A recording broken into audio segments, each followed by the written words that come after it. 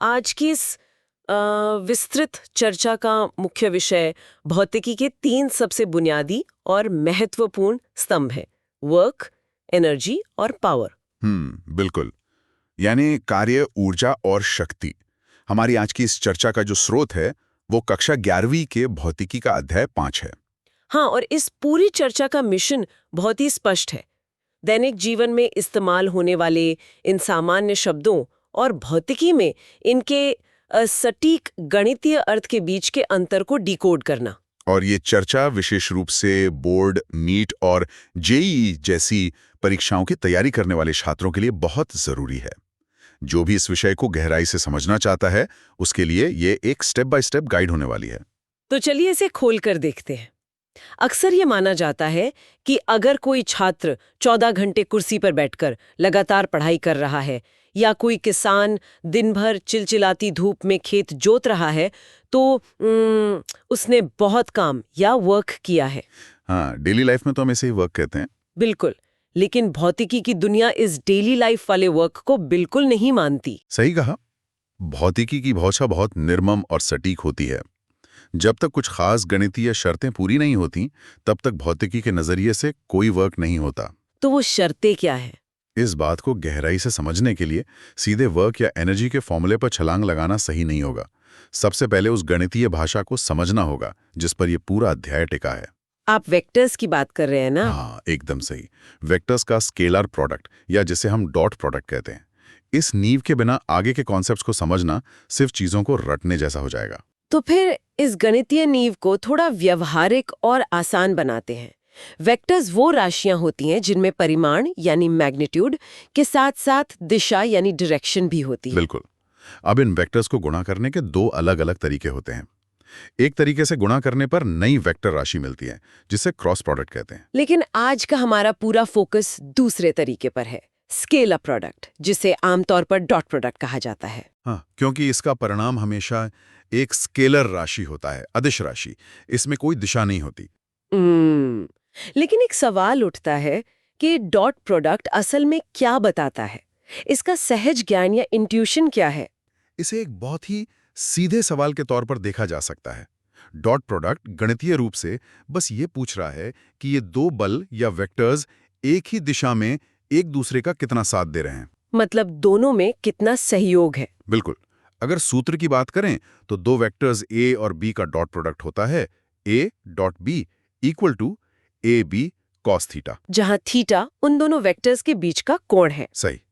और चूंकि a और b का परिमाण और कोण का कोसाइन यानी कॉस थीटा दोनों ही केवल संख्याएं हैं, इसलिए इनका गुणनफल भी हमेशा एक दिशाहीन स्केलर नंबर ही होता है। इसका मतलब है कि जब आगे चलकर वर्क की बात की जाएगी, जो कि फोर्स और डिस्प्लेसमेंट का डॉट प्रोडक्ट है, तो वर्क भी पूरी तरह से एक स्केलर राशि होगी, उसमें कोई दिशा नहीं होगी। एकदम। और इस डॉट प्रोडक्ट के कुछ दिलचस्प गुण भी हैं, जैसे ये कम्यूटेटिव नियम का पालन करता है, यानी a डॉट b हमेशा b डॉट a के बराबर होगा। और ये डिस्ट्रीब्यूटिव नियम को भी मानता है। हाँ, लेकिन यहाँ सबसे महत्वपूर्ण बात यूनिट वेक्टर्स की आती है। x, y और z एक्सिस को क्रमशः i कैप, j कैप और k कैप से दर्शाया जाता है। ये आपस में कैसे काम करते हैं ये समझना परीक्षाओं के लिए बहुत जरूरी है। बिल्कुल। और इसे रटने के बजाय अगर भौतिक रूप से विजुअलाइज किया जाए तो ये बहुत आसान हो जाता है। चूंकि ये तीनों एक्सिस एक दूसरे के लंबवत हैं, यानी इनके बीच 90 डिग्री का कोण है, इसलिए इनका डॉट प्रोडक्ट एक मास्टर की तरह काम करता है। जैसे मान लीजिए कोई आई कैप की दिशा में, यानी सीधे आगे जा रहा है और उसी दिशा में फोर्स भी लगा रहा है। यहाँ दोनों के बीच का कोण 0 डिग्री हुआ और कॉस 0 डिग्री की वैल्यू 1 होती है, इसलिए I cap dot I cap is equal to 1 हो जाता है। इसे ऐसे समझा जा सकता है कि अगर आगे बढ़ने के लिए आगे की तरफ ही धक्का दिया जाए तो 100% एफिशिएंसी मिलती है। लेकिन अगर आगे बढ़ते हुए धक्का बिल्कुल साइड से यानी 90 डिग्री से दिया जाए तो क्या होगा? तब कोई फायदा नहीं होगा। आगे बढ़ने की दिशा में उस साइड वाले धक्के का कोई योगदान नहीं होगा। यही कारण है कि आई कैप डॉट जे कैप हमेशा 0 होता है, क्योंकि कॉस 90 डिग्री 0 होता है। इसका सीधा सा मतलब है कि लंबवत दिशा में काम करने वाले वेक्टर्स एक दूसरे को बिल्कुल सहयोग नहीं करते। उनका आपसी डॉट प्रोडक्ट हमेशा 0 होता है, न्यूमेरिकल सॉल्व करते समय ये छोटी सी समझ बहुत बड़े बड़े सवालों को सेकंडों में हल कर देती है। अब जब डॉट प्रोडक्ट का बेस पूरी तरह से सेट हो गया है तो मुख्य विषय पर आते हैं, वर्क और काइनेटिक एनर्जी। काइनेटिक एनर्जी यानी गतिज ऊर्जा, जिसका सूत्र K = ½ mv² होता है। हाँ, ये वो ऊर्जा है जो किसी भी वस्तु में उसके मोशन या गति के कारण होती है। और वर्क की परिभाषा है W = F.d, जिसे अभी डॉट प्रोडक्ट से समझा गया, यानी FD cos थीटा। अब यहाँ एक डेली लाइफ का बहुत ही आम उदाहरण लेते हैं। कोई इंसान ईंटों की एक बहुत मजबूत दीवार को पूरी ताकत से धक्का दे रहा है। भौतिकी कहती है कि क्योंकि दीवार अपनी जगह से हिली ही नहीं, यानी डिस्प्लेसमेंट शून्य है, तो फॉर्मूले के हिसाब से कार्य भी शून्य होगा। लेकिन रुकिए, ये बात थोड़ी अजीब नहीं लगती? अगर कोई वर्क नहीं हो रहा है तो उस इंसान का पसीना क्यों छूट रहा है? शरीर की कैलोरी क्यों जल रही है? वो सारी ऊर्जा कहाँ जा रही है अगर दीवार पर कोई काम नहीं हुआ? ये एक बहुत ही शानदार विरोधाभास है, और यहीं पर बायोलॉजिकल एनर्जी और मैकेनिकल वर्क का अंतर साफ होता है। वो कैसे? जब कोई दीवार को धक्का देता है तो उसकी मांसपेशियां लगातार सिकुड़ और फैल रही होती हैं। शरीर के अंदर एटीपी मॉलिक्यूल्स टूट रहे हैं और ब्लड सर्कुलेशन तेज हो रहा है। मतलब शरीर के अंदरूनी स्तर पर जबरदस्त काम हो रहा है। बिल्कुल, ऊर्जा खर्च हो रही है और वो ऊर्जा हीट या उष्मा के रूप में शरीर से बाहर निकल रही है। लेकिन भौतिकी में मैकेनिकल वर्क की शर्त यह है कि जिस चीज पर बल लगाया गया है उसका उसी दिशा में विस्थापन होना चाहिए। क्योंकि दीवार का कोई विस्थापन नहीं हुआ, दीवार ने उस ऊर्जा को गति में नहीं बदला, इसलिए दीवार पर किया गया मैकेनिकल वर्क पूरी तरह से शून्य है। इसका एक और बहुत अच्छा उदाहरण कुली का हो सकता है। हाँ, अगर एक कुली सिर पर भारी सूटकेस रखकर रेलवे प्लेटफॉर्म पर सीधा चल रहा है तो सूटकेस का वजन, जो कि गुरुत्वाकर्षण बल है, नीचे की तरफ काम कर रहा है। जबकि कुली का विस्थापन आगे की तरफ हो रहा है। बल नीचे, विस्थापन आगे, दोनों के बीच 90 डिग्री का कोण बन गया। और जैसा कि अभी हमने डॉट प्रोडक्ट में समझा था, जहां 90 डिग्री का कोण होगा वहां cos 90 के कारण वर्क शून्य हो जाएगा। यानी गुरुत्वाकर्षण बल के नजरिए से उस सूटकेस पर कोई काम नहीं हो रहा है, भले ही कुली कितनी भी मेहनत कर रहा है। यहीं पर वो कॉन्सेप्ट आता है जो इस पूरे अध्याय की जान है, वर्क एनर्जी थ्योरम। ये थ्योरम कहती है कि किसी भी वस्तु पर लगाए गए सभी बलों द्वारा किया गया कुल कार्य, यानी नेटवर्क, उस वस्तु की काइनेटिक एनर्जी में हुए बदलाव के बराबर होता है। इसे डेल्टा K = W या K final minus K initial = W भी लिखा जा सकता है। इस थ्योरम को गहराई से समझने के लिए स्रोत सामग्री में वर्षा की बूंद का एक बहुत ही बेहतरीन उदाहरण दिया गया है। हाँ, मान लेते हैं कि 1 ग्राम की एक बूंद 1 किलोमीटर की ऊंचाई से गिरना शुरू करती है और जमीन से 50 मीटर प्रति सेकंड की गति से टकराती है। अगर इस पूरी यात्रा में सिर्फ गुरुत्वाकर्षण की बात करें तो उसने बूंद पर कितना काम किया? सूत्र mgh के हिसाब से द्रव्यमान 1 ग्राम यानी 0.001 किलोग्राम, गुरुत्वीय त्वरण लगभग 10 और ऊंचाई 1000 मीटर है। इन सबको गुणा करने पर ये 10 जूल आता है, यानी गुरुत्वाकर्षण ने उस बूंद को नीचे खींचने में 10 जूल का पॉजिटिव वर्क किया। लेकिन अगर उस बूंद की फाइनल काइनेटिक एनर्जी की गणना की जाए ½ mv² सूत्र का इस्तेमाल करके, तो कहानी पूरी तरह बदल जाती है। कैसे? द्रव्यमान 0.001 किलो और वेग 50 मीटर प्रति सेकंड। इसका कैलकुलेशन करने पर उत्तर केवल 1.25 जूल आता है। गुरुत्वाकर्षण ने 10 जूल का चेक काट कर दिया, लेकिन जमीन तक पहुंचते पहुंचते बूंद की जेब में सिर्फ 1.25 जूल ही बचे, तो बीच के 8.75 जूल कहाँ गायब हो गए? ये गायब ऊर्जा हमें बताती है कि रास्ते में कोई टैक्स कलेक्टर मौजूद था। और वो टैक्स कलेक्टर है हवा का प्रतिरोध, यानी एयर रेजिस्टेंस। बूंद नीचे गिर रही थी, लेकिन हवा का घर्षण उसे ऊपर की ओर धकेल रहा था। विस्थापन नीचे, बल ऊपर, दोनों की दिशाएं एक दूसरे के बिल्कुल विपरीत थीं, यानी 180 डिग्री का कोण। चूंकि cos 180 डिग्री की वैल्यू -1 होती है, इसलिए हवा के इस प्रतिरोधी बल ने नेगेटिव वर्क किया।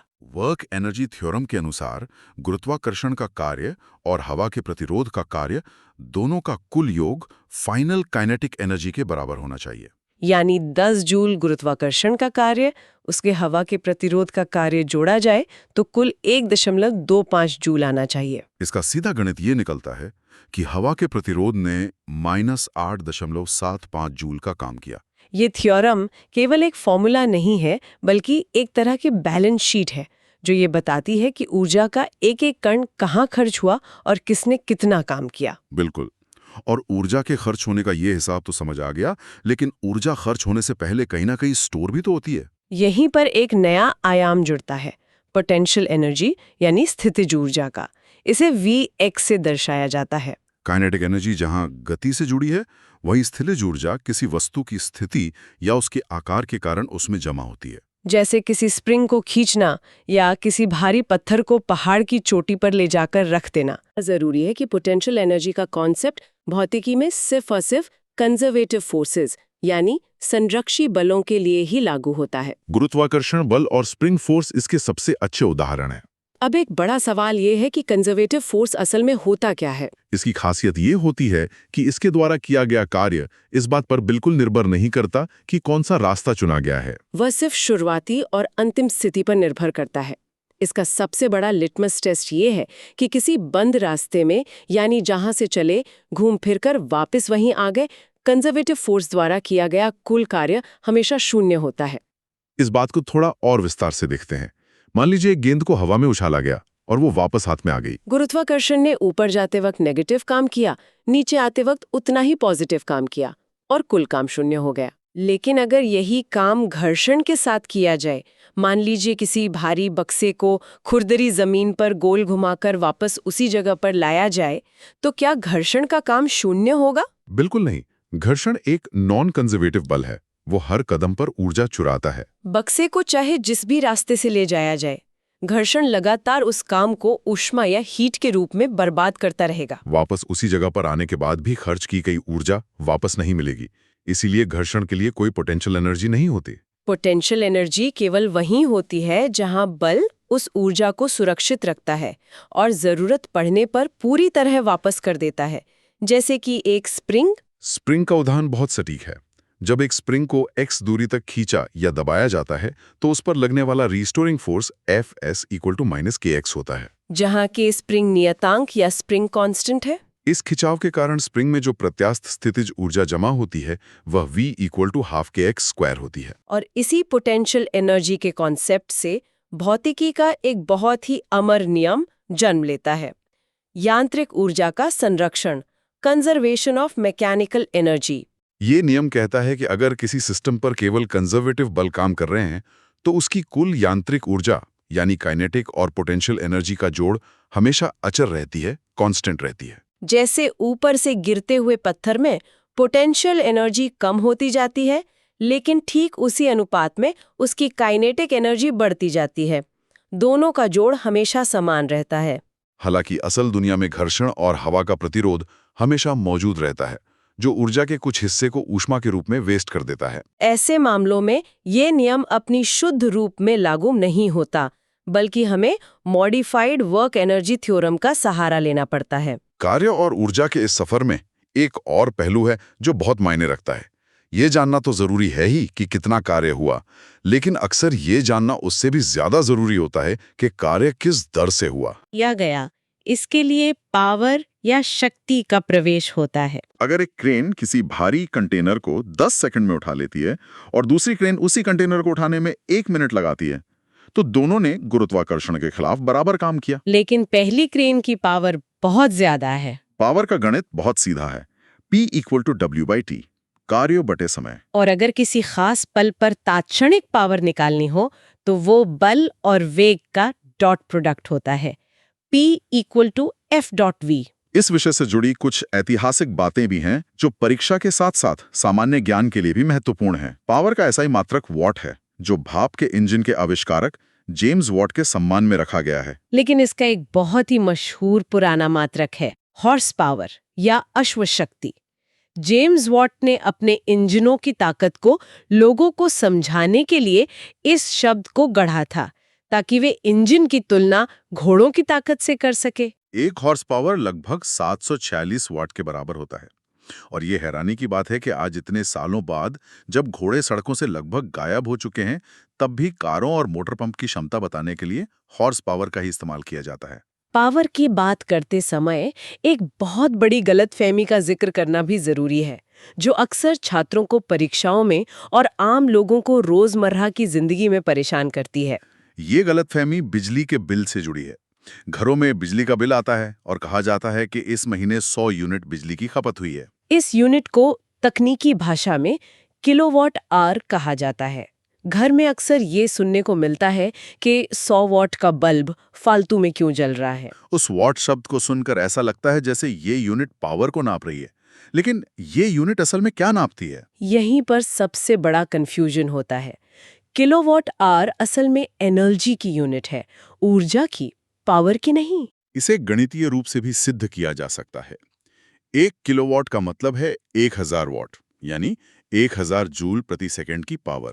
अब अगर इसे 1 घंटे यानी 3600 सेकंड्स तक चलाया जाए तो पावर को समय से गुना किया जा रहा है। समय से समय कट जाता है और वापस ऊर्जा मिल जाती है। 1000 को 3600 से गुणा करने पर 3.6 गुणा 10 की घात 6 जूल मिलता है। यानी 1 किलोवाट आवर असल में जूल का ही एक बहुत बड़ा रूप है। ये स्पष्ट होना चाहिए कि हम बिजली कंपनियों को पावर के लिए नहीं बल्कि खर्च की गई ऊर्जा के लिए पैसे देते हैं। ये एक बहुत ही व्यवहारिक और स्पष्ट करने वाला उदाहरण है। चलिए अब इस चर्चा के अंतिम और सबसे रोमांचक हिस्से की ओर चलते हैं। कोलिजन यानी संघट्ट या टक्कर। जब दो चीजें आपस में टकराती हैं, जैसे बिलियर्ड्स खेलते समय गेंदों का टकराना या सड़क पर दो कारों की दुर्घटना, तो भौतिकी के कौन से नियम वहां लागू होते हैं? ये सिर्फ एक बेतरतीब घटना नहीं है, बल्कि ऊर्जा और संवेग का एक बहुत ही सख्त गणितीय लेनदेन है। टक्कर चाहे कैसी भी हो, छोटी हो या बड़ी, भौतिकी का एक नियम हर हाल में लागू होता है। रेखीय संवेग का संरक्षण, कंजर्वेशन ऑफ लीनियर मोमेंटम। इसका मतलब ये है कि टकराने से पहले दोनों वस्तुओं का कुल संवेग यानी द्रव्यमान गुणा वेग टकराने के बाद के कुल संवेग के बिल्कुल बराबर होता है। Delta P1 plus delta P2 equals to 0। संवेग कहीं गायब नहीं होता, बस एक वस्तु से दूसरी में ट्रांसफर हो जाता है। लेकिन काइनेटिक एनर्जी के मामले में ऐसा हमेशा नहीं होता, और इसी आधार पर टक्कर को मुख्य रूप से 2 श्रेणियों में बांटा गया है। पहली श्रेणी है इलास्टिक कोलिजन यानी प्रत्यास्थ संघट्ट। इस प्रकार की टक्कर में संवेग तो संरक्षित रहता ही है, साथ ही सिस्टम के कुल काइनेटिक एनर्जी भी पूरी तरह से संरक्षित रहती है। यानी टकराने से पहले जितनी काइनेटिक एनर्जी थी, टकराने के बाद भी कुल काइनेटिक एनर्जी उतनी ही रहती है। सबसे खास बात यह है कि इस टक्कर में वस्तुओं के आकार में कोई स्थायी बदलाव या डिफॉर्मेशन नहीं होता।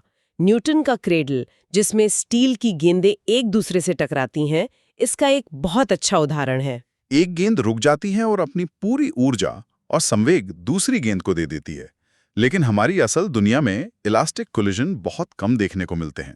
ज्यादातर टक्करें दूसरी श्रेणी में आती हैं, जिसे इन इलास्टिक कोलिजन या अप्रत्यास्थ संघट्ट कहते हैं। इसमें संवेग तो बच जाता है, लेकिन काइनेटिक एनर्जी का एक बड़ा हिस्सा ऊष्मा, ध्वनि या वस्तु का आकार बदलने में खर्च हो जाता है।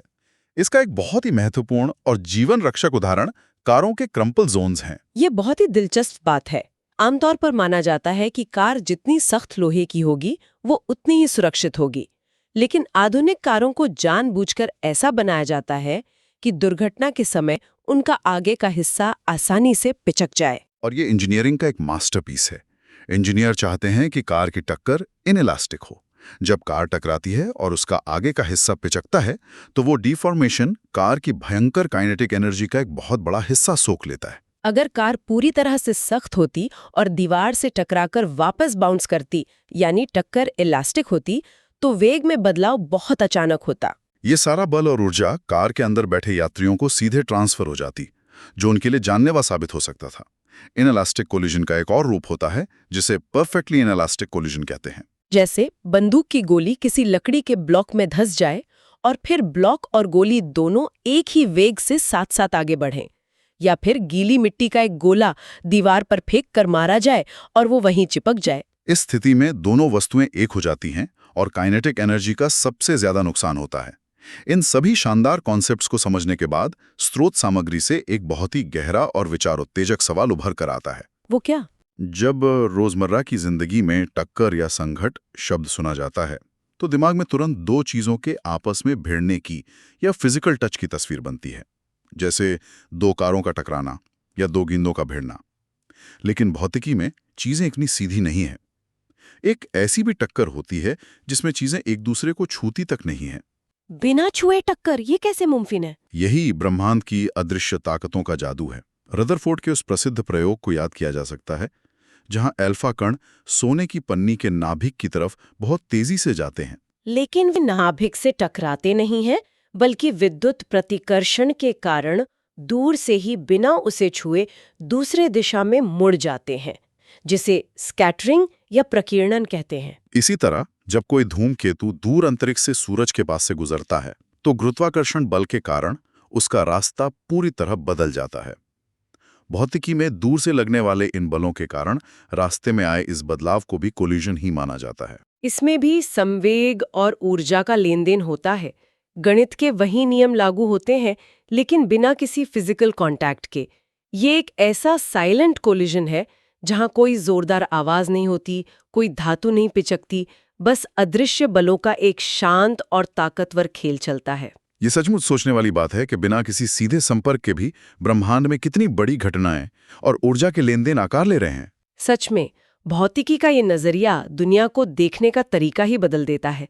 जो चीजें दिखाई भी नहीं देती, वे भी इतने सटीक और सुंदर नियमों से बधी हुई हैं। क्रम्पल जोन से जान बचने से लेकर अंतरिक्ष में धूमकेतुओं के बिना छुए टकराने तक वर्क, एनर्जी और पावर का ये खेल हर जगह मौजूद है। इस विस्तृत चर्चा के माध्यम से इन बुनियादी सिद्धांतों को इतने व्यावहारिक और गहरे नजरिए से डिकोड करना एक अद्भुत अनुभव रहा है। यह स्पष्ट हो जाता है कि विज्ञान सिर्फ किताबों के पन्नों में कैद फॉर्मूले नहीं है, बल्कि हमारे आसपास चल रही पूरी दुनिया को चलाने वाली असली ताकत है। ज्ञान की इन गहराइयों में इसी तरह उतरते रहना और नई चीजों को खोजना हमेशा रोमांचक रहेगा।